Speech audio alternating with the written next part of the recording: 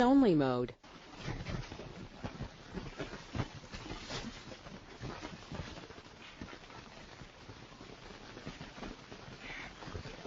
Good afternoon, everybody. Welcome to the AVPN webinar on managing exits. My name is Patty, and I am the Membership Services Manager at the Asian Venture Philanthropy Network.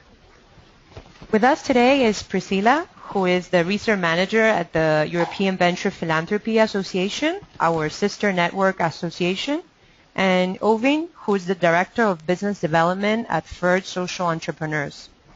Priscilla will share with us some of the best practices EVPA has collected from their recent research, and Ovin will talk about his organization's exit strategy as well as their experience exiting from projects. I would also like to welcome our members to the session, and for others, a short introduction about AVPN. We are a membership-based organization headquartered in Singapore, working to promote venture philanthropy principles and methodologies in Asia. If you would like to engage with us, please find out more at our website at www.avpn.asia or contact me at patty@avpn.asia. Before we proceed, a few housekeeping instructions. We will not take any questions during the presentation, which will last about 30 minutes, as we will conduct the Q&A after. During the webinar, please use the console to type in your questions, and I will collate them and raise the questions to Priscilla and Owen at the end of their presentation. If you have further questions that are not answered by the end of the webinar, you can email us, and the webinar recording will be posted on our website within the week. Without further ado, I will now hand over the presentation to Priscilla and Owen.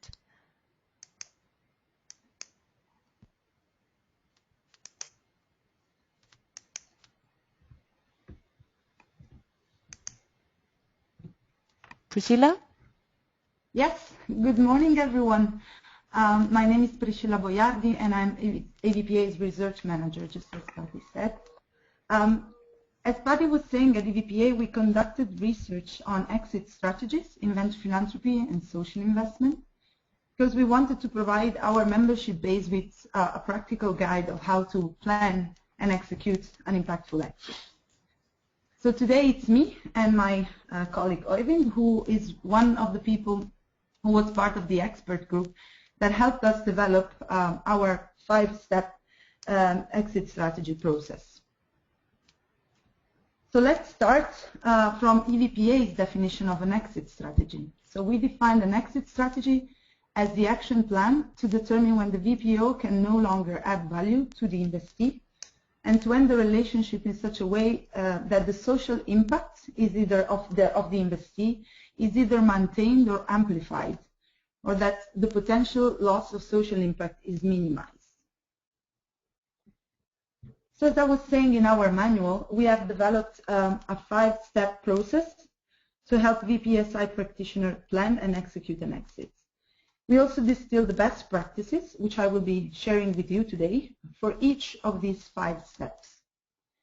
So as you can see from this graph, step 1 is the determination of key exit considerations. So starting from the investment strategy, the VPO derives the key element for exits that will be used in the screening phase. The second step is the development of an exit plan. So the VPO and the SPO co-develop a plan which includes a certain number of elements which will guide the exit. The third step is the determination of exit readiness, which means that the investment is monitored so that there is an assessment of whether the targets of the SPO are met based on the milestones set in the exit plan.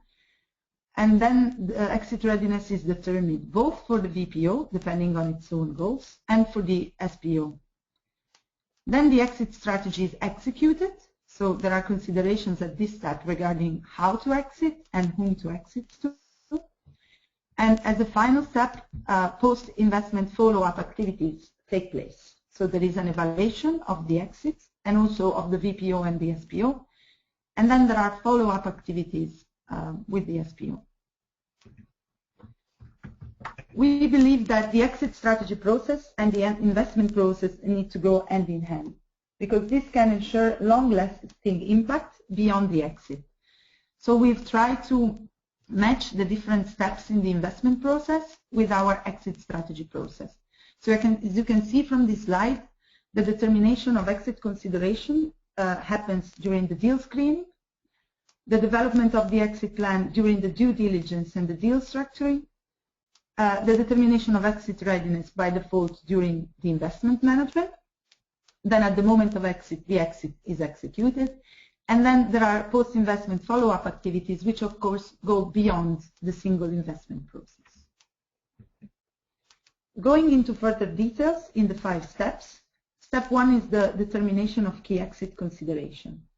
What happens in this phase is that the VPO takes its own investment strategy and derives the key elements that are going to guide all its future exits.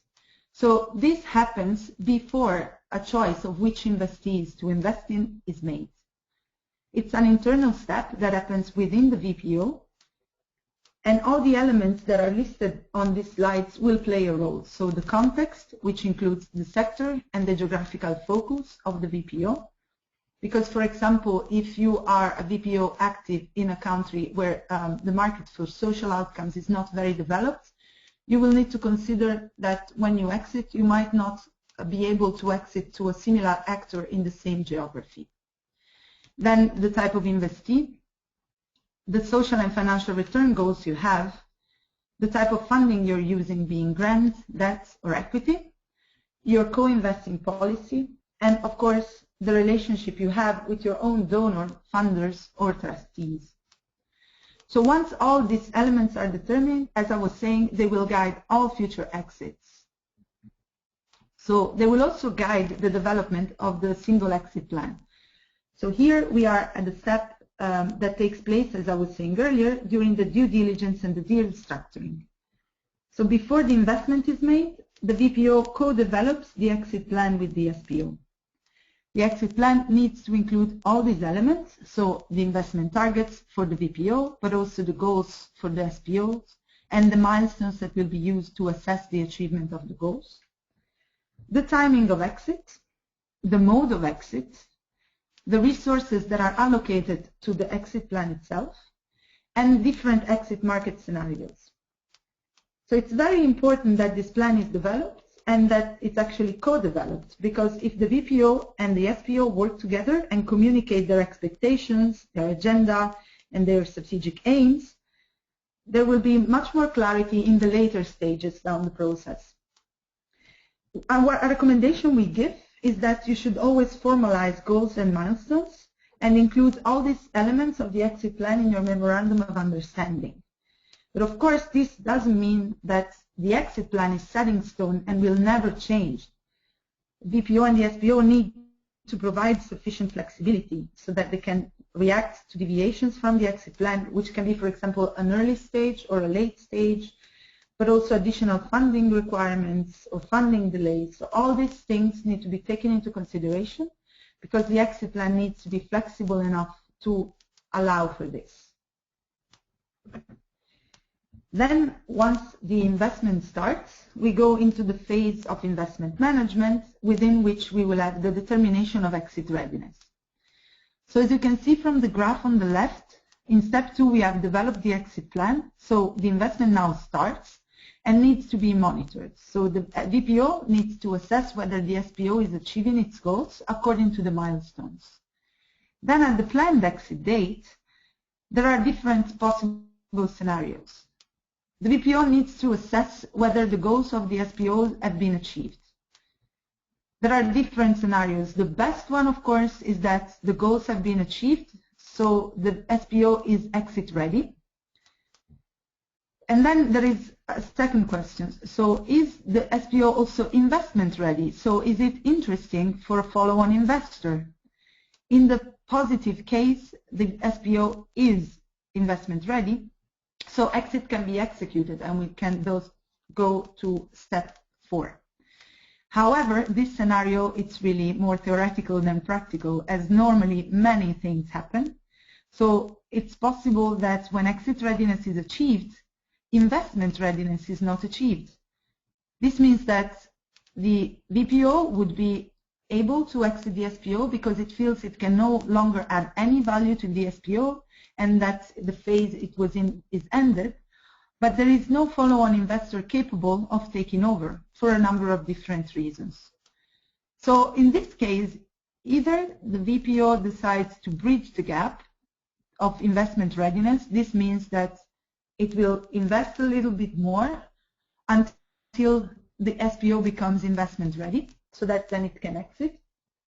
But in other cases, given the fact that VPO resources are scarce, it might not be able to continue with the SPO for further time. And in that case, it will need to accept that there is no market and it will need to pull the plug. Of course, this scenario is not the one we hope most for, but it's nonetheless possible. Then, in the case exit readiness is achieved, but the VPO feels it can still add value to the SPO and they can continue working together, we have scenario 3. So VPO and SPO will go into a new round of funding, so a new plan will be developed for the investment itself and also for the exit. In two, let's say, more negative scenarios, by the planned exit date, the SPO has not achieved its goals. Then we have two sub-scenarios for this. It could be that the SPO has not achieved its goals because there have been external factors that hindered it from doing so, or because it needs a little bit more help and the plan that was made was not really realistic. In this case, if resources are still available, the VPO and the SPO can decide to go back to step 2 and develop a new exit plan. In the very negative case, if the goals have not been achieved and the VPO realizes that it's wasting its resources because the goals will never be achieved, it will just decide to execute the exit. Once again, this is a negative scenarios which we never hoped for, but in practice we have seen this happen. And this is related, of course, to the fact that the resources of the VPO are scarce, so it's very important to assess where they're best used. When assessing exit readiness, the investor will use its own return goals, so financial return goals, but also social impact return goals.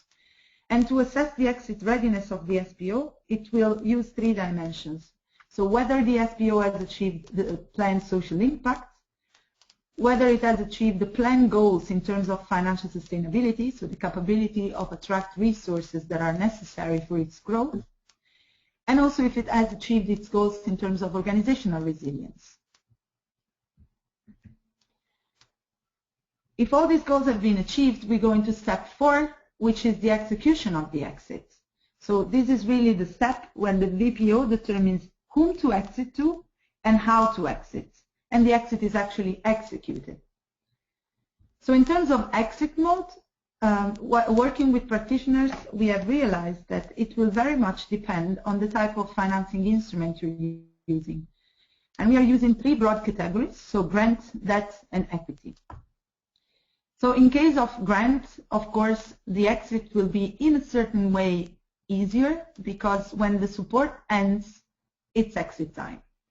However, this doesn't mean that grant makers just leave the investee hanging. Of course, grantees will want to find matching support, so follow-on grants for their investees, or will create an endowment, look for a follow-on loan, or in case the SPO has achieved self-sustainability, they will simply let go, meaning that they will sell back to the, they will let the entrepreneur continue alone. In case of debt and equity, the things are a bit more complicated. So debt makers will find matching support or look for a follow-on loan. And similarly to grant makers, they will let go in case there is self-sustainability. In the case of equity, there are different exit modes which are a bit different. So the buyback, the sale, or the handover of equity stake is a possibility. The strategic sale or merger of the SPO with an industrial partner, as we will see later also with Oyvind, it's a possibility too. Then a non-profit IPO. This is a concept that it's really not yet very developed, but markets, financial markets for social enterprises are actually on the rise. So it's an interesting point to see how it develops. In case the VPO finds it interesting, of course it can also decide not to sell the equity and to stay on board. So this step is actually quite important because once the VPO decides whom to exit to, it will have very important considerations of how to lock in the social impacts. What does this mean? So when the VPO exits, as we said in our definition, it wants to make sure that the impact is either maximized or there is no loss of social impact. So it will decide to hand over to an organization which is capable of continuing pursuing the social outcomes. This means that there is a lot of research being done at the moment about how to develop new legal forms that can lock in the social impact in the SPO. What we heard from our experts is that the best way to lock in the social impact after exit is actually to make sure that the business plan of the SPO is strong enough so that changing it would not be an interesting thing to do. When executing the exit, then we are deciding whom to exit to. There are different options we've identified, and all of them have opportunities and risks, of course. There can be public funders, grant-making foundations, social impact bond organizations, but also commercial investors, industrial partners, other VPOs, the broader public through an IPO, or there can be an option of letting the SPO continue on its own if it's self-sustaining and independent. However, in some cases, there are no exit options, as we were saying. So in that case, the VPO can either continue funding for another round, but needs to make sure that the investee does not become dependent, because of course the resources once again are scarce, and the VPO cannot continue funding forever. Last but not least, step 5 is the post-investment follow-up. So at this stage, there are two sub-stages. One is the evaluation. So the VPO performs an evaluation of the achievement of the SPO objectives, as we said earlier, in terms of social impact, financial sustainability, and organizational resilience, and also an evaluation of how it has reached its own goals of financial return and social impact. Then some VPOs, not all, decide to carry out follow-up activities that can help continuing pursuing social impact. So for example, some VPOs organize networking events so that all their investees and former investees can gather and learn from each other. Some VPOs keep a board seat in the SPOs they previously invested. They provide additional non-financial support post-exit, and most of the time they do all this in order to collect additional information after exit that can be useful to assess the social impacts in the long run. So thank you very much for your attention. It was a pleasure presenting this to you. And I think I will now hand over to my colleague, Oyvind, so that he can explain you the case of Ferd social entrepreneurs. Hello, this is Oyvind Sandvold, heading the business development for Ferd social entrepreneurs. We are a family-owned Norwegian industrial and financial group, and we have been around for the last 160 years or so, and we have been mainly been an active and long-term owner of all kinds of companies in that period. What makes us somewhat different from other companies is that we are also investing in social entrepreneurs. So if you can go to the next slide, Priscilla. Thanks. We have drawn up a map of what our vision is and the position and all that stuff. But the fun part is that we have one vision for the entire company, which is we will create sustainable value and leave clear footprints. And that goes with all companies and all investments we are doing, not only the social entrepreneurs, but all types. And we're doing it in the same way That meaning that we are providing our expertise, our competence. We are providing the network that we have, and of course capital, which is an important part. And we also try to then work using those values to develop the companies, so they will be a stronger and a much better company when we will exit. Either it's social or it's not. Thanks. Go to the next, please. And as I said, we are somewhat different than many other similar types of companies, because most companies that we or I know of are doing the social or the BPO part outside their own company, set up a fund or something like that just outside. But we are incorporated and in the entire Ferd, and we are just one other asset class.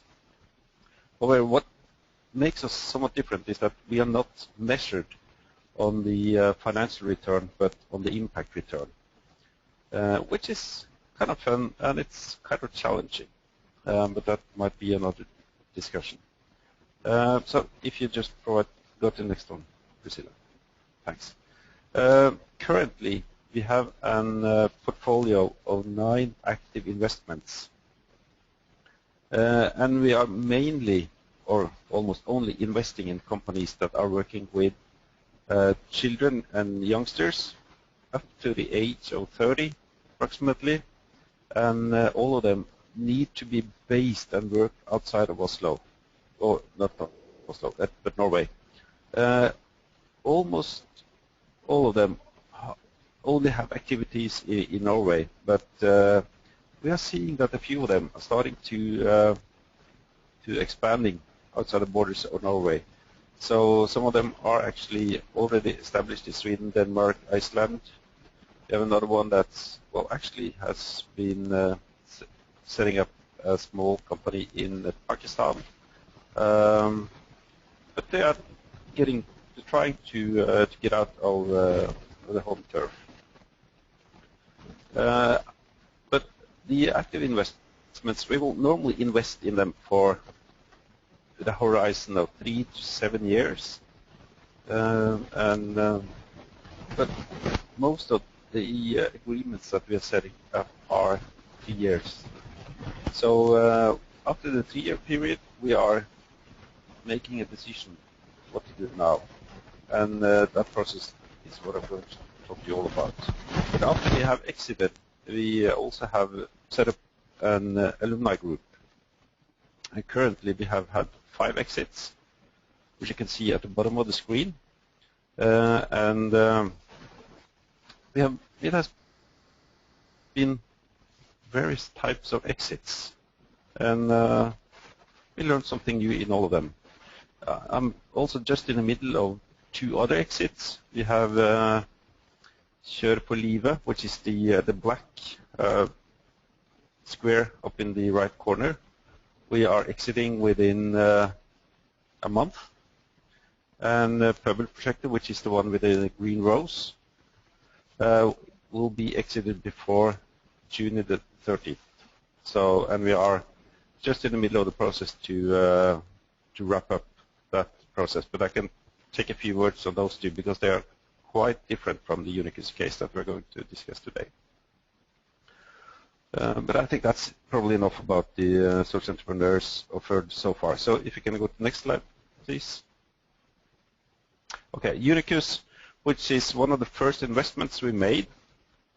It's actually an IT company that are working quite traditional, but with non-traditional employees. Because what Unicus is doing, they are only hiring people with Asperger's syndrome, or what is able is the it's a part of the autism spectrum of disorder, and they're trying to use the positive characteristics of that. So there are a few things that really are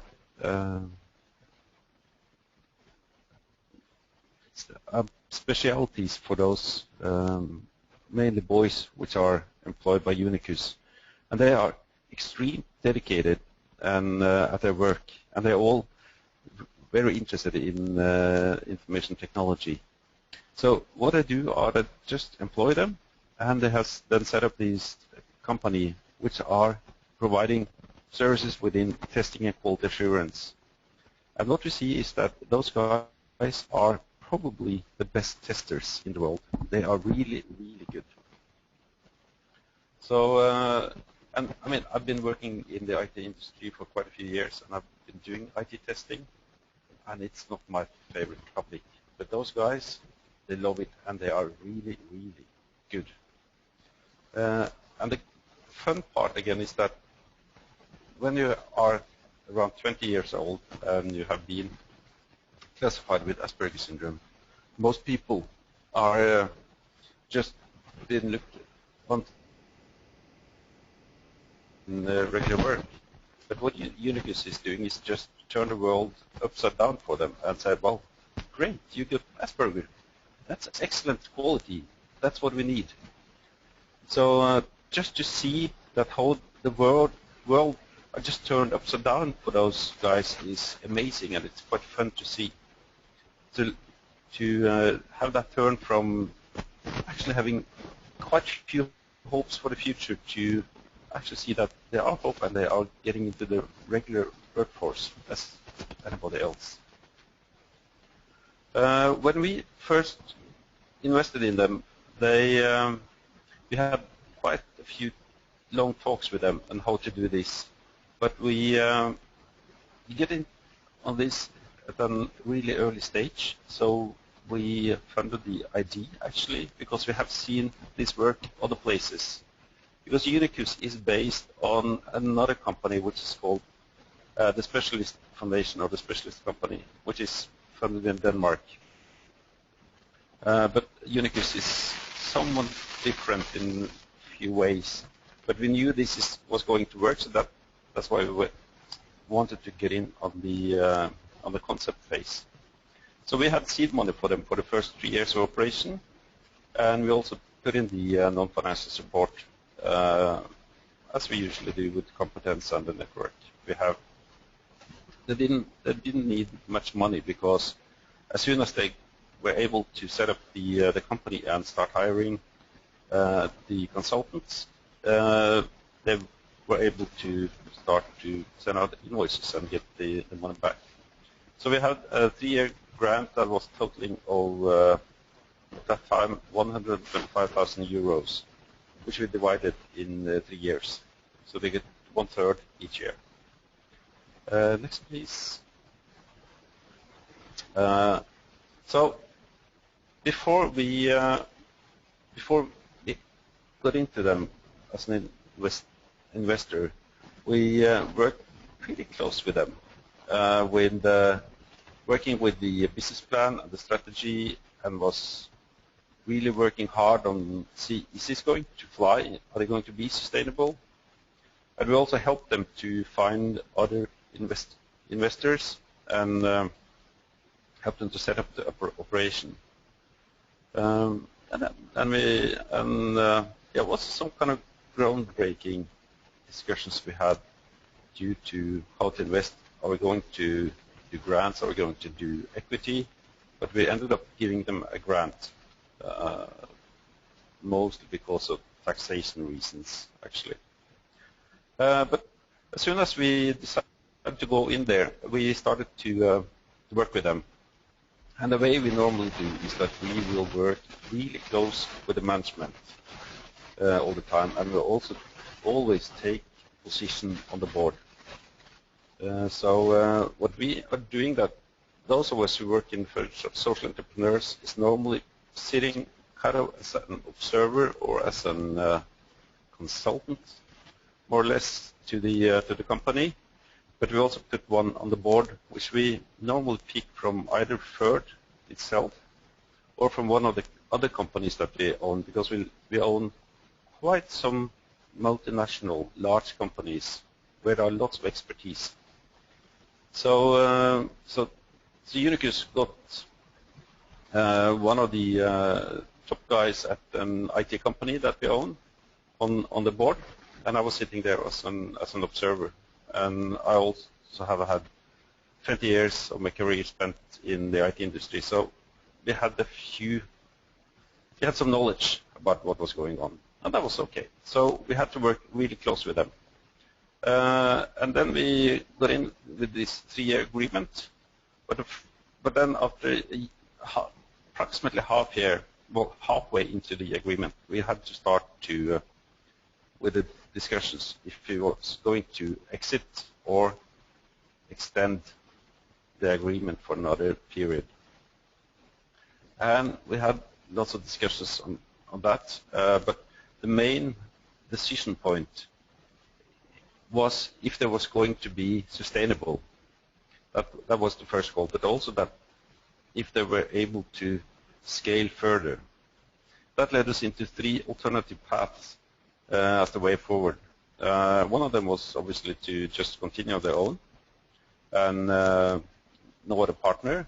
We could search for a financial partner, and the third way was to search for an industrial partner, which actually in this case was my preferred partner, but it was kind of hard to find. So what we ended up with was to let them continue on their own, but we made some really hard, put in some effort in order to find the industrial partner. I think that the best partner for them would be to team up with one of the large IT consulting companies. Either it was Accenture or Capgemini or any other of the big ones, and have them to agree to take them on as their preferred testing partner. But again, for various reasons, we was not able to do that. But then after we went out, which is now 2 years ago, we exited them.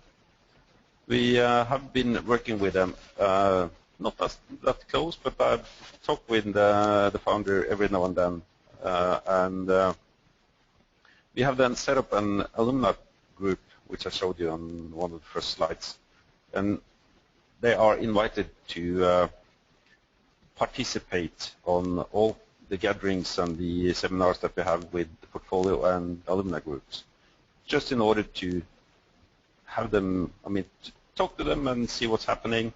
And they also have to report back to us every 6 months, as long as they agree to be a part of the alumni group. And the thing that we are most interested in is how they are progressing on the impact side, and see if they are delivering the results impact-wise. We have at the alumni group, we don't require that we have a board member in there. But if both parties, the board member itself and the company agree so, they will just continue. In the Unicus case, our board member there, he wanted to sit there, and the company saw the value of having him there, so he's still a member of the board. Next, please. But what we learned so far is that you can hardly start early enough in order to plan for exit. And you get so busy when you work with them that it's easy to forget that you are going to say goodbye not that far away.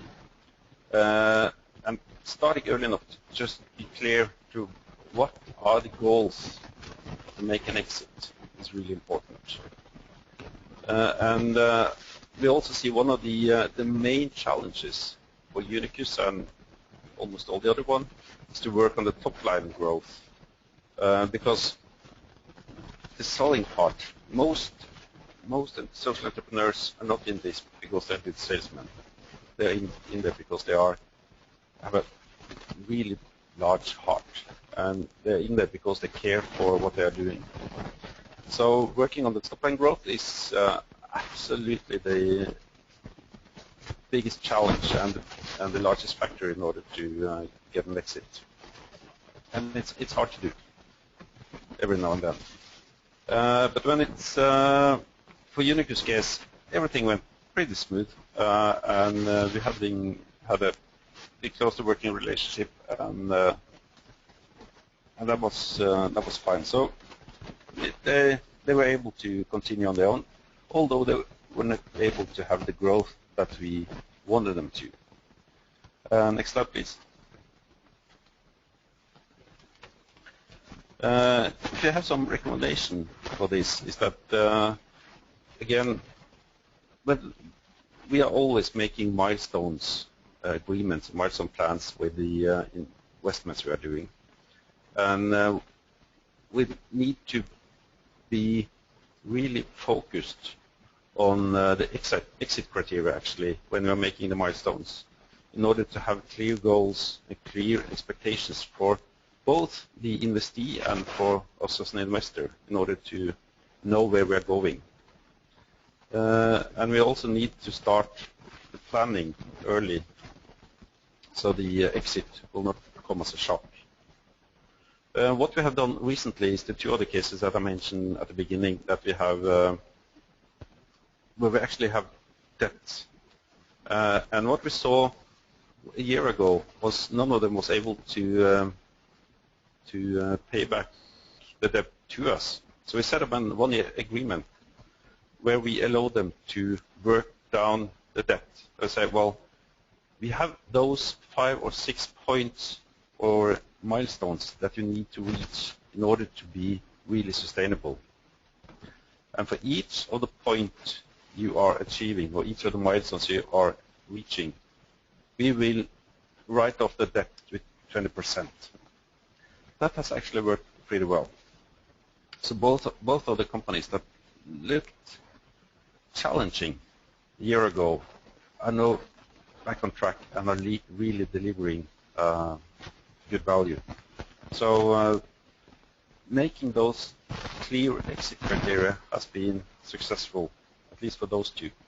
And as long as we have the threat that are in the using debt, it's quite okay, because they know if they don't deliver on the social part, they need to repay the money, which they don't have. And that makes them deliver pretty good. So that works. Next, please. There are a few challenges still. And the hard part is that we love all our investees. And then just love them and wanted everything the best, at the same part as you have to planning to kick them out and say goodbye. That's still a hard part, and it's still something we need to work on in order to be better at. And another thing is that we do not continue the relationship with none of them if the only resource we can provide is money. We are not in this for just the money part. We want to be in it because we want to have impact on them, and the impact meaning using our resources, the competence and network that we have, not only the money. And I also have one challenge, and that's at least in Norway, because we are so far almost the only VPO organization in the market. So we have no challenges when we are trying to get an investee on board, because it's us and no one. So we're also actually at the moment using quite some effort in order to find competitors in the investment market, so we can have more investors, because that will also grow the investees that we have, because there will be others that are more suited to take them to the next level than us. I think that was the last one, or do I have one more? No, that was last one. Okay, that was Jyrki's case so far, so thanks. Thank you very much, Øyvind. So I guess now I'm going to let it to Patricia, who will probably guide and moderate the Q&A. From my side, I just want to thank you all for your attention, and I'm looking forward to all your questions. Thank you. Yeah, thank you, Priscilla and Owen, for the presentation. We actually already have a few questions. So I'll read the first ones out. So this one is for Owen. So when you're managing various different portfolios, like you mentioned, you have real estate projects, social enterprises. Are there any specific exit strategies for your specific business area? Owen? Hello? Yeah. Yeah, we can't hear you. There's a lot of background noise. Okay. You can still not hear me? We can hear, but there's a lot of noise. Yeah. Okay. Unfortunately, there are some air conditioning in the room. That might be the one that I'm picking up on the microphone. Yeah. Yeah. Sorry, I'm not able to do anything about that. Okay. Yeah. Did you hear my question? Should I read it out again? Yeah. Okay. No, I heard it. Okay. We have different exit criteria for all the investment areas, more or less. But for all of them, we are pretty persistent that if we are not longer able to provide any value outside of money, we will exit. And we always try to find takers that can bring the investee to next level if you are not able to do it ourselves. So, well, naturally, it will be different exit criteria for purely financial investment or real estate than the social enterprise. But the foundation for all the exits are pretty much the same. We are in there as long as we can provide the value and provide something for them with money and be able to grow them further. If not, we are exiting. Right. There's another question regarding how is your exit strategy linked to the impact assessment? I guess that's more of a general question. Yeah. So far, we haven't been good enough to link the exit to the expected impact. Mainly, it's because we are going in early stage companies, which is kind of high risk. So our focus has been to create a sustainable business, and then, but creating it sustainable both on the impact-wise and financial-wise. But what we see is that we need to help them to make a financial platform in order to be able to deliver the expected impact. So we have spent most time on helping them with making the business work, because most of them knows much more than us about the impact and about the kids they are helping. We know a bit more on business than they do. That's why we have been focusing on making the business financially sustainable. Right. It's another question. In the traditional commercial world, they can, exit via selling the company or IPO. So for social enterprises, how easy is it to find buyers? And then how do you make sure that the buyers will continue to support the social element of the business? I can speak. Sorry. Norway, I guess. Yeah. Is it for Priscilla or who do you want to answer? Yeah. Is it well, for me? Yeah, I can start, and then perhaps you can give Norway perspective. So from what we have seen, talking to the different practitioners, actually it's mostly about how you lock in the social impact in the business model and in the culture of the company. So basically, there has been quite some research done by now on different legal forms that can help. But if you think about a company that has a very strong social business model and it's, for example, providing banking services to a certain segment of the population in an area, I don't know, such as Africa, there are already other banks that provide financial services to people in Africa, but perhaps this bank really provides specific financial services for a very specific segment of the population. And then once a follow-on investor takes over, it's in a way not very interesting for the follow-on investor to turn around the business model and make it more profit-oriented. It will be most interesting to keep the social aspects. So from what we've, and this is just an example, and I'm sure, Oyvind, you have more than these, but definitely that's one way. And also embedding it really in the culture and DNA of the company.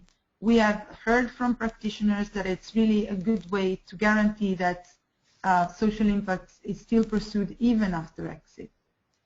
And then there are all those sort of post-investment follow-up activities that you can do to sort of keep in touch and make sure that the company still goes in the same direction, like keeping a board seat or providing additional non-financial support, etc., which can, of course, support the SPO then grow in the direction of the achievement of social impact.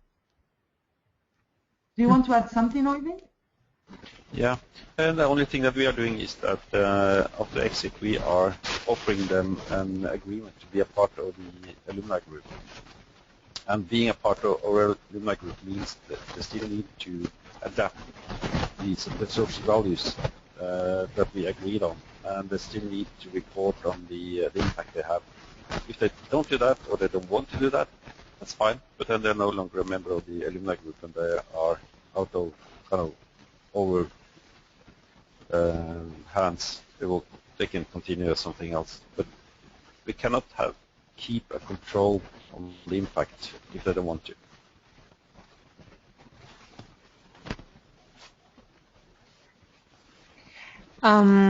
Priscilla, there's a question on whether you find that there have been the exit strategies are different if, you know, in the case of a social enterprise or in case of a nonprofit.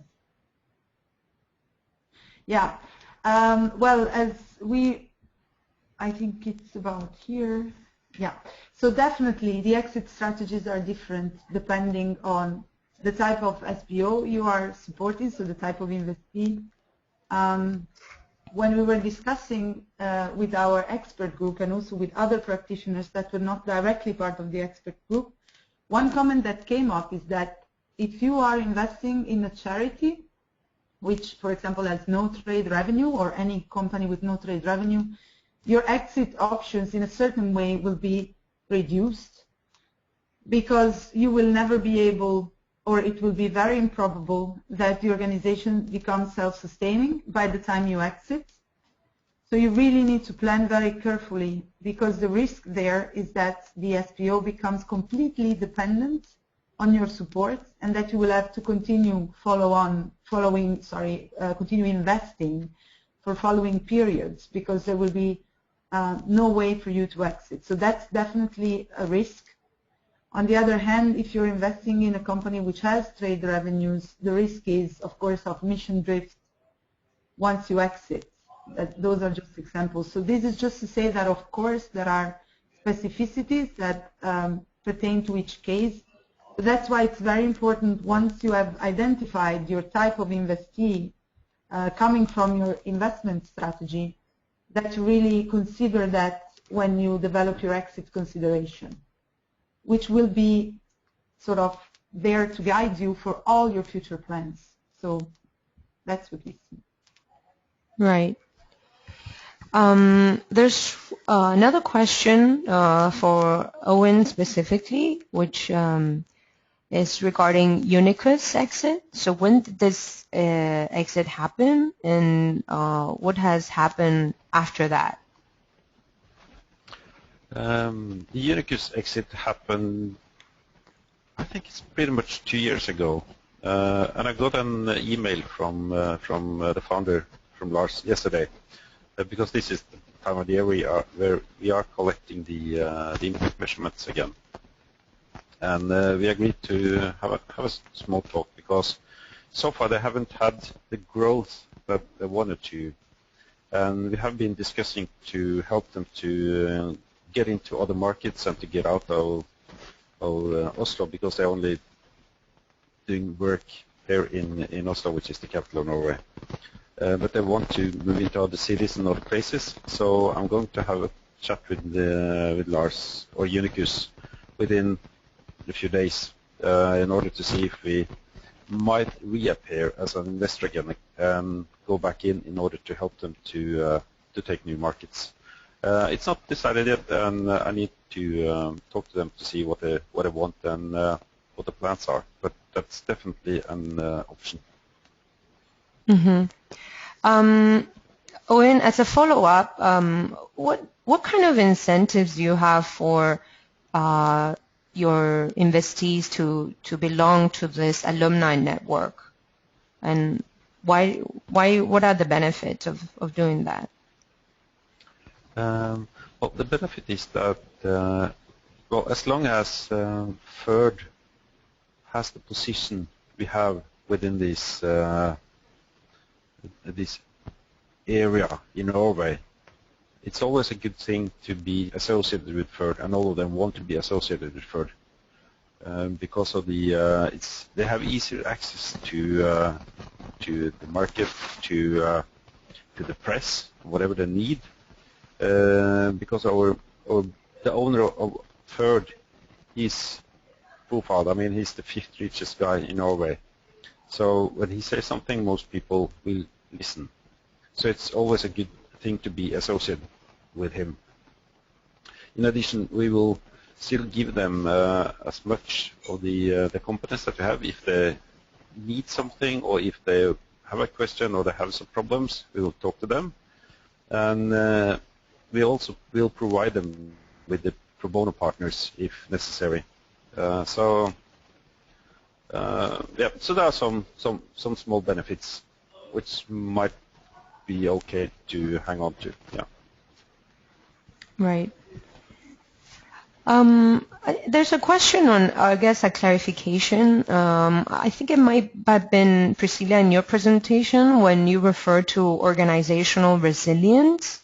If you could elaborate what you exactly mean by that. Yeah. So basically, we have identified these 3 dimensions. Let me just find the slide because perhaps it's useful to look at it. Yeah. So we have identified 3 dimensions on which the SPO needs to be ready in order to, let's say, go to the next stage of development. So of course, social impact, I think it's pretty clear, which is it's basically the capability to generate a social change on the target population. Then we have these 2 dimensions, financial sustainability and organizational resilience, which pertain much more to the organization of the work inside the SPO. So with organizational resilience, we mean the assessment of how mature an SPO is. So how developed is its management team, its governance, fundraising capacity. So how developed are all the internal organization means from the human resources perspective, but also from the more technical perspective. So how advanced it is in implementing, for example, information and communication technologies that are necessary for its growth. And then you have the dimension of financial sustainability, which is the assessment of whether the SPO has enough resources to continue pursuing the social mission, and where they come from. So whether they come from other funders, whether they come from revenue generating activities, etc. So basically, organizational resilience and financial sustainability are interrelated, because if you have, you need a very strong organization that it's also capable to fundraise to reach your financial sustainability, but they're a bit different in the sense that the organizational resilience is really about how you're structured as an SPO. I hope that clarifies. Yeah, thank you. This is another question for Owen. If you could share a little bit more specifics on the exit criteria that you look at in order to determine whether the investee is ready for exit, and what would you do if the investee becomes reliant on your funds?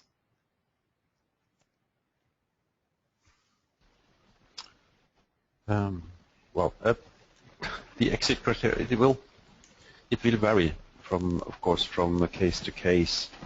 But the main question is, are they able to continue on their own? That is the main question.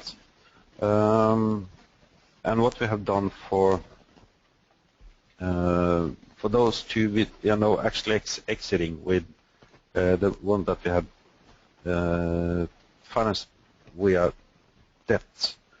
That is type of how many kids you're reaching. It can be types of products, doing some product development. For one of them, it's also actually to find a new investor that can take them further. But then we work with them in order to find the investor, and it looks like we are succeeding on that. But if we end up looking at them and it seems that they are dependent on getting grants, if there are no hope for them in order to be financially sustainable, we will exit and say, well, sorry, or one of our criteria is to be financially sustainable. If you're not able to do that, not the organization for us. And then hopefully they will survive on their own. If you see that they are still in need of getting capital in, they're not able to be sustainable, but we believe that further down the road they will be, then we might most likely continue supporting them in order to help them become financially sustainable. Thank you, Owen. There's another follow-up question. I think you mentioned during your presentation that there were two investees that didn't repay their loans in time, and where the milestones were restructured. How does Ferd balance the social impact with the debt write-off? And is Ferd incentivizing their investees to deliver all of the milestones agreed on and then not repay debt? For both of the companies that have not repaid the debt, the plan was that they should have repaid the debt. But when the payment, the due date occurred, we saw that they was not able to do that. But if we help them to at least become a sustainable organization, we set up the new milestones. And what we did was, well, the one it should be Drive for Life. They are setting up kind of evening activities for kids that are really dropouts and need some extra supervision in order to become regular kids. You know that if they are able to set up enough organization, attract enough kids, they will be sustainable. So then we just said, well, you need to be able to target at least 100 kids per year through your activity. If you do that, you will reach the necessary sustainability. And then that was one of the goals. And I met with them on Monday, and they will reach it within 2 weeks. And it looks like that will be sustainable. as soon as they reach that goal, we will write off the debt with 20%. They have other similar types of goals tied to other kind of products using their knowledge or the methods to create other products in order to reach more kids and be able to deliver the impact. So the exit criteria is not directly tied to impact because they are kind of formulated as business goals. But by reaching the business goals, they will be able to deliver the expected impact as well. Yeah. That was the last question. So I wanted to thank everybody for this very interesting session, and special thanks to Priscilla and Owen. We will be posting the webinar recording on our website by the end of this week, so please look out for that. And we will be holding another webinar on the 28th of May about learning from failures. So please visit our website's event page to register for it. Thank you again for your engagement, and we look forward to our next session.